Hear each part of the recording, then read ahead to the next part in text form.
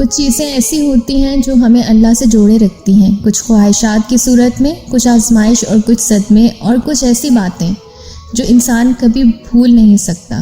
جتنا زیادہ دکھ کی شدت ہوتی ہے اتنی جلدی اللہ کے آگے ہم جھکتے ہیں۔ اگر دنیا کی ہر خواہش اسی وقت پوری ہو جائے، سب مل جائے، کوئی غم نہ ہو، تو اللہ کو کون کیسے یاد رکھے گا؟ تو اس کے قریب رہیں، سب قصے مکمل ہو جائیں گے۔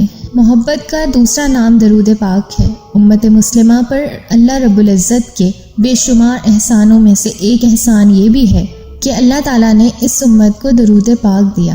یہ ایسا خزانہ ہے کہ جو اس پر دوام اختیار کر لیتا ہے، پھر سمجھو دنیا بھی اس کی، آخرت بھی اس کی۔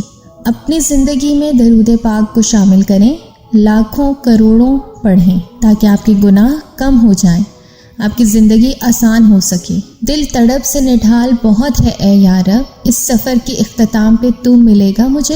اتنی سی چاہت ہے جو مجھے رکنے نہیں دیتی، تیری محبت ہی اتنی پر اثر ہے کہ مجھے گرنے نہیں دیتی۔ جو راستے اللہ تعالیٰ سے جوڑتے ہیں وہ بہترین ہو جاتے ہیں۔ اللہ تعالیٰ کی طرف جانے والا ہر راستہ دل کو سکون بخشتا ہے۔